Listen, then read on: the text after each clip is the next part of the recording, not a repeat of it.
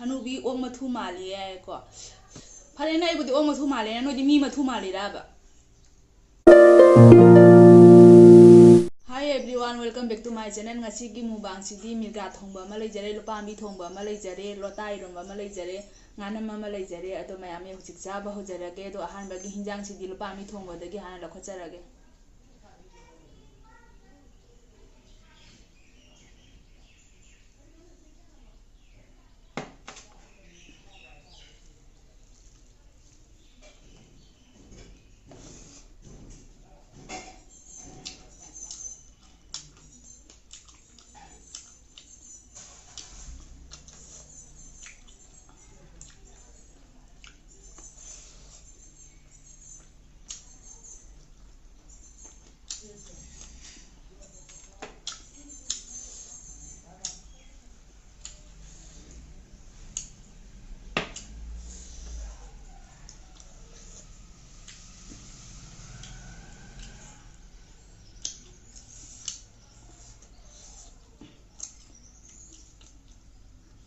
puira matung na nganam ni chaise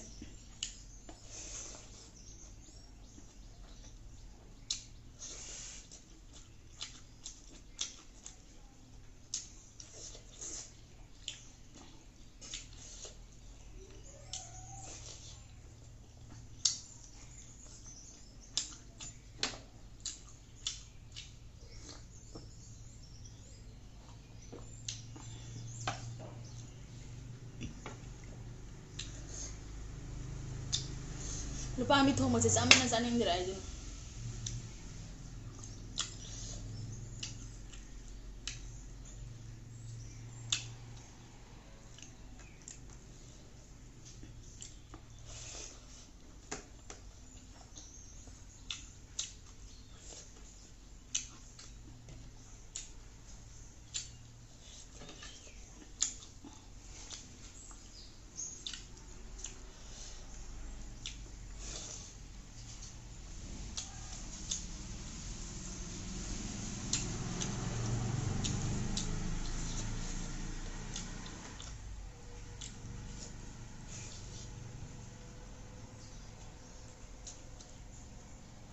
sa chana kamen am soi mayam da pathok sarage ko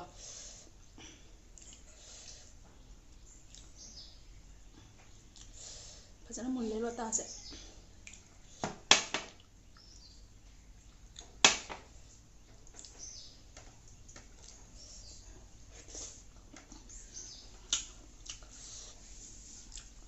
phana ha lota ja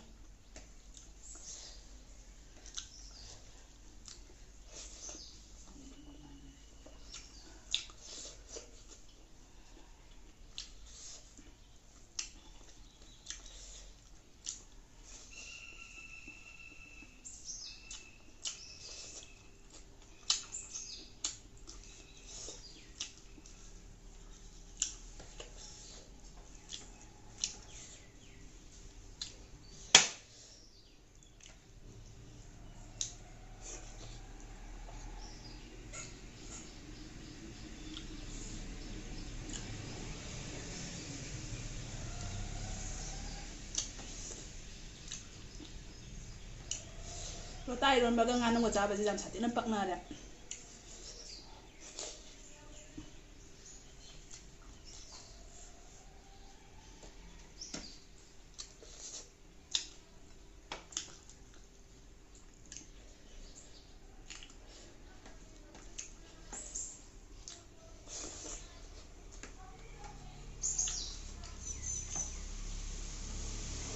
comment se pathok sara ke abako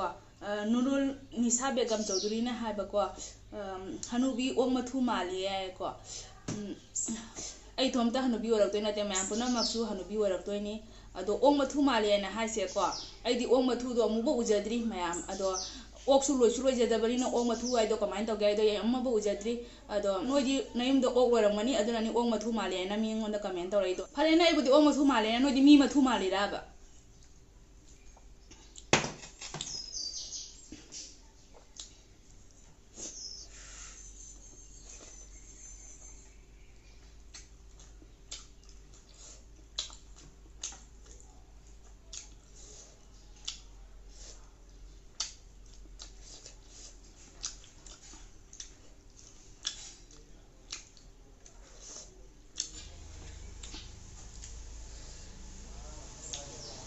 ꯑꯗꯣ ꯑꯩ ꯃꯌꯥꯝ ꯕꯦꯠ ꯀꯃꯦꯟꯁꯦ ꯀꯣ ꯄꯥꯗ꯭ꯔꯕꯅꯤ ꯏꯟꯗꯨ ꯅꯨꯡꯉꯥꯏꯅ ꯃꯣꯏꯅꯗꯤ ꯀꯃꯦꯟ ꯄꯤꯕ ꯖꯥꯔꯒ ꯑꯩꯅꯗꯤ ꯀꯃꯦꯟ ꯍꯟꯕꯗꯤ ꯀꯩꯗꯧꯏ ꯀꯃꯦꯟ ꯄꯤꯔꯤꯕ ꯅꯣꯏꯅ ꯏꯀꯥꯏ ꯈꯪꯗ꯭ꯔꯦꯕ ꯃꯆꯤꯟ ꯊꯤꯔꯤꯗꯣ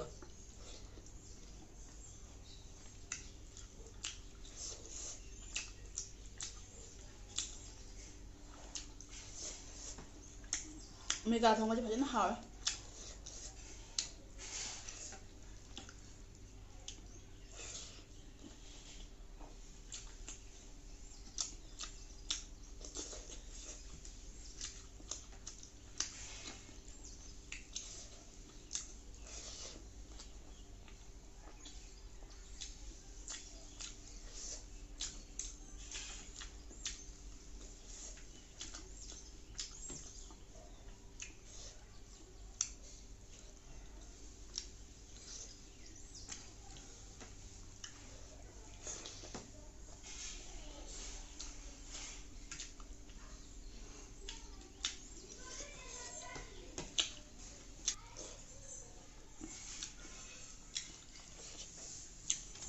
ꯃꯦꯒꯥ ꯊꯣꯡꯕ ꯍꯥꯎꯕꯅꯦ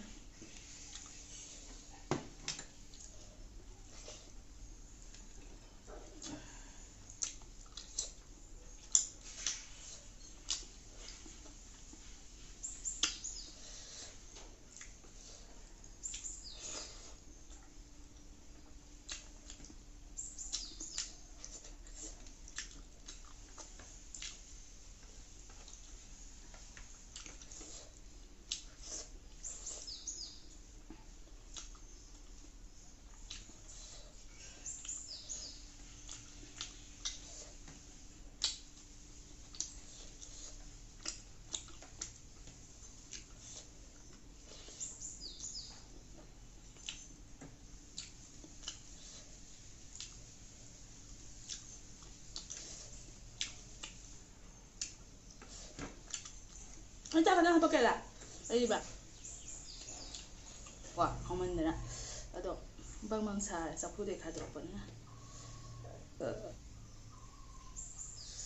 ꯕꯣꯔꯥꯛꯀꯤ ꯃꯤꯔꯒꯥꯅꯦ ꯍꯥꯏꯕ ꯉꯁꯤꯒꯤ ꯃꯤꯔꯒꯥ ꯊꯣꯡꯕꯁꯦ ꯑꯗꯨꯅ ꯌꯥꯝ ꯁꯥꯊꯤꯅ ꯍꯥꯎꯔꯦ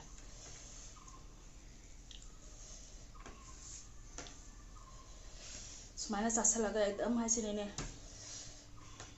ꯇꯧꯐꯝꯒ ꯈꯪꯗꯦ ꯍꯥꯏꯁꯤꯅꯤ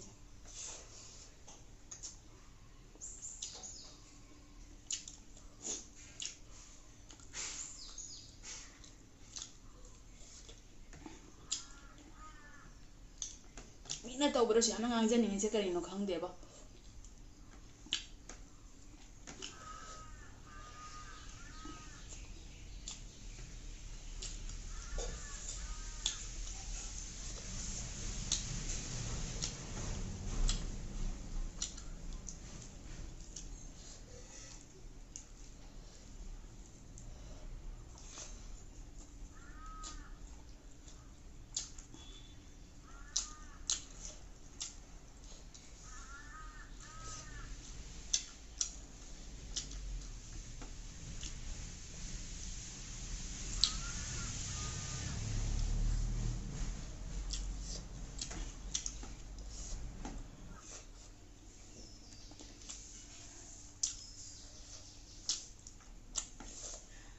فعلا هاوي نوعي